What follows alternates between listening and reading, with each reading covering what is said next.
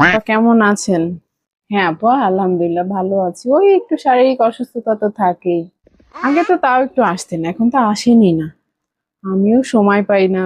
ওই আপনার মতন আমারও একই অবস্থা। শারীরিক অসুস্থতা তো থাকেই, বয়স হয়ে গেলে যা হয়। তা শুনলাম ছেলের বউয়ের নাকি খুশির খবর আছে, বাচ্চা হবে নাকি? জি আপা, আলহামদুলিল্লাহ। আপনাদের দোয়ায়, দোয়া করবেন। এখন এখানে রেখে দিয়েছেন কেন? বাপের বাড়ি পাঠিয়ে দিন না। আপনারা এখানে যত রাখবেন ততই খরচ বাড়বে। ওর পরিবার খরচ বহন করবে, আপনারা কেন করতে যাবেন? আর বাচ্চার যখন 6 মাস হবে তখন গিয়ে নিয়ে আসবেন। এত ঝামেলা করতে যান কেন? সবই বুঝতে পারছি আপা আপনার কথা, কিন্তু দেখেন ও এখন আমাদের ফ্যামিলির একটা সদস্য। ওর এখন সব থেকে বেশি দরকার ভালোবাসা, যত্ন। আর ও বাবার বাড়ি যাবে কি যাবে না সেটা একমাত্র সিদ্ধান্ত নিবে আমার ছেলে। আরো আমরা বলার কে? আমাদের প্রথম নাতি, আমরা চাই আমাদের কাছেই থাকুক। না আসলে বলছিলাম আপনাদের ভালোর জন্যই। আমি তো আর আপনাদের খারাপ চাইতে পারি না। আসলে বলতে চাচ্ছিলাম, এভাবে রেখে খরচ বাড়ানো কি দরকার? বাপের বাড়ি থাকলেই তো ভালো। খরচের কথাটা বললেন না আপা, খরচ হিসাব করে না কখনো সম্পর্ক চলে না।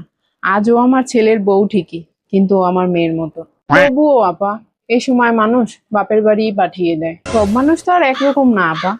আর ও যদি এখানে থেকে স্বাচ্ছন্দ্য বোধ মনে করে তাহলে এখানেই থাকবে। বাবার বাড়িতে যেতে হবে কেন? আর একজন মেয়ে মা হওয়ার সময় তার পাশে পরিবারটাই দরকার। তাকে আমি দূরে ঠেলে কেন দিব? যত যাই বলেন আপা, আপনি তো দেখি ওকে একদম মাথায় করে রাখছেন। এত মাথায় উঠে নাইছেন না, পরে বুঝবেন।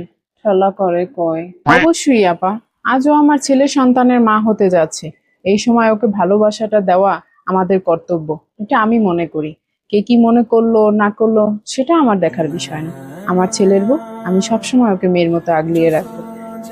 তাহলে শোনেন আপা, একটা কথা বলি, কিছু মনে করেন না। নিজের মন মানসিকতা না একটু পাল্টান, দেখবেন এই দুনিয়াটা একদম সহজ মনে হবে। অবশ্যই এখানে আসছিলেন নিজের ছেলের বউর একটু বদনাম করার জন্য, কিন্তু সেটা আর পারলেন না। কিছু মনে করবেন না আপা। আসলেই মানুষের কোনোদিন উপকার করতে নেই। থাকেন আপা, আমি আসলে বাসায় যাবো, আমার অনেক কাজ আছে।